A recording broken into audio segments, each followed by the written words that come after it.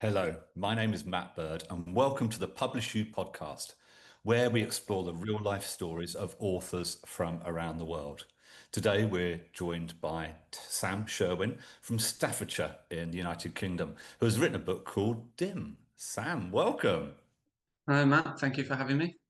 So, you're not really an author full time, are you? I mean, this is your spare time hobby. What is it you do for a living? Yeah, well, by trade, I'm an environmental consultant.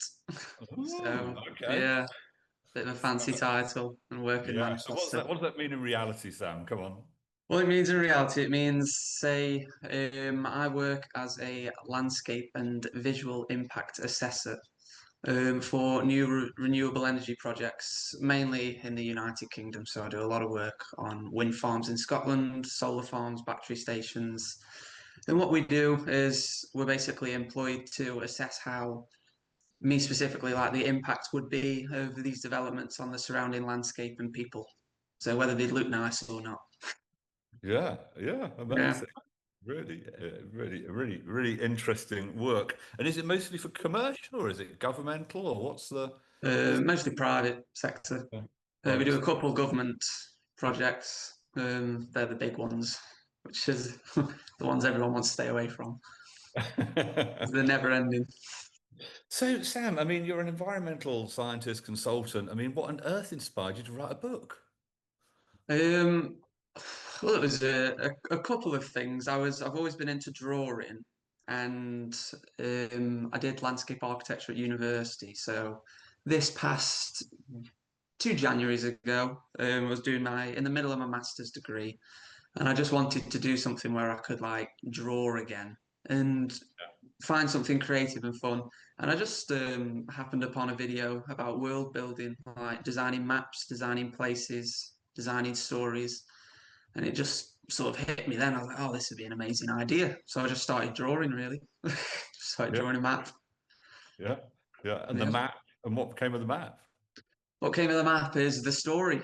Um, it was just a fun hobby project. I was just like sort of looking at how you can make maps, where everything goes, where buildings go, how rivers work, how mountain ranges work. And I was just looking at it one day as I was drawing, and I think the term epiphany is correct, where it just sort of dropped out of thin air, Yeah. sort of like a story. And I was quite surprised because I was like, "Oh, this fits actually to just the map I'd drawn and the locations and things that had worked." So, sort of that was the first introduction I had to it. Yeah. So it started with the map Yeah, and the story bubbled up from it. And before you know it, you've written how many words is the book? I think it's 65 to 70,000, the Wow. first one. Yeah. Okay, now you dropped something there, Sam. The Yeah, first, I mean, yes. you're giving the impression that there's going to be more than one. Are you doing a series? How's that going to work out? Yeah, so I've planning to do three. I've almost finished the second one. Probably got about 5 or 6 chapters to go. Yeah. And then I will just start straight away with the third one. And that's the one I'm looking forward to writing the most because that's the sort of main plot that I had. So I've been working backwards at the moment to try and Yeah. build up to it and make a story. Okay.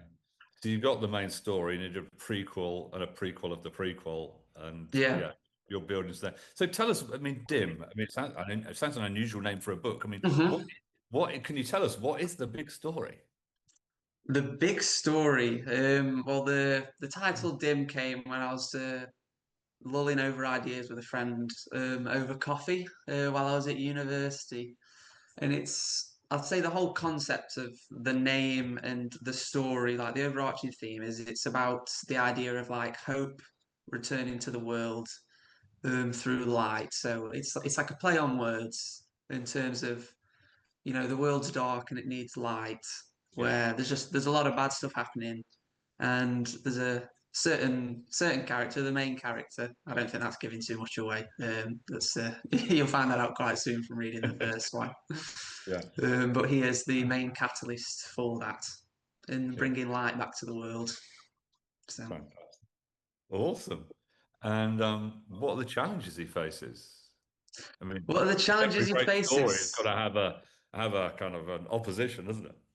Yeah, so the first one that will be the title, though it is a play on words, but it is true. The Prince of Nishigake will be he's the main antagonist that he's got to face. So I've written him in a sense where he's not at all like me. He's very like he's got quite a lot of conviction. He's very like hard-headed in the way he goes. He just like he's very streamlined. So a lot of the challenges I'm trying to get him trying to explain with him, and especially in the upcoming books, is how he sort of deals with that when, say, things come his way that can sort of distract him, can shake what he thinks and shake what he believes. And it's like, will he stay on the right path? Yeah, yeah, So yeah, very good. And so, you've got a series of seven of these books, you say. I mean, have you got, I think have you three maybe. three? So Three, yeah. okay, so it's three books, okay, in the series. Yeah. Very good. Okay. That I can imagine planning three books ahead, but seven, I was going to say, how on earth do you do that? Yeah, sorry. Sorry, I hope I've not just dropped you in it. I mean, maybe there No, will be. no, no, don't worry. Who knows? There's definitely three. Yeah, there's definitely three. Definitely three. And what personal obstacles did you have to overcome, Sam, in writing this book? 'Cause it's no small thing writing a book of 60 to 70,000 words. Yeah, I think the obstacle to overcome was actually like something that I'm quite good with anyway. Is just sort of like a methodological approach to it. So Yeah, not looking at it in the sense of it's the same with my master's dissertation. That's sort of what gave me the belief that I could do it. Where it can seem daunting if you say you've got to write 70,000 words, but if you split it up, where it's what I still do now. It's just I'll try and do 500 words a day, yeah, and then eventually you'll have 70,000 words. yeah, yeah. So Always, just doing that and sticking to consistency with setting aside an hour a day to yeah, do it. yeah. I always say success is the sum of small incremental gains, Yeah. consistently applied, consistently exercised, and sounds a great approach to writing a 60 to 70,000 word novel. Is the second book you're working on going to be similar?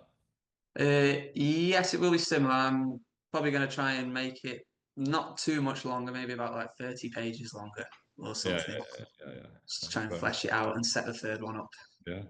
So Sam, now your book is published. I mean, it's live, Mhm. it's out there, the world can buy it. I mean, how does that make you feel? Do you, I'm not going to put any thoughts in your mind. I just want to know what feeling does that give you inside? It's quite hard to describe, really. Um, I found I'm not the best at processing really like big things anyway. I tend to just like I'm a person of shock. So it's more like the shock and surprise where it's like it's hard for me to sort of really process it. But I am looking, yeah, I'm very happy that it's out, and I'm looking forward to hearing if people enjoy it or not. I think that would be the main thing for me, to see if people enjoy it. Yeah. I mean, is that what is your motivation for having done this? I mean, is it purely self-fulfillment? I mean, drawing this map and thinking, oh, there's a story behind this, or is it the enjoyment or the enjoyment of other people? What is it that's motivated you? Yeah. Well, it's interesting. I found with the drawing and the writing and the creative side of it, where it's been extremely like personally fulfilling without realizing it would be. But I've sort of written it for the sake of other people. So I think the benefit I get is just sort of some secondhand sort of like benefit. It's like a something thrown in for free. Yeah. And the joy of it. And it was just what inspired me was I have friends and family who they sort of worry about sort of the stuff and the content that their kids consume and like what is it they're reading and stuff like that. So I just wanted to be able to write something that they could be happy that their kids are reading and something that would inspire them, like make their eyes light up and make them want to do the same thing. Yeah.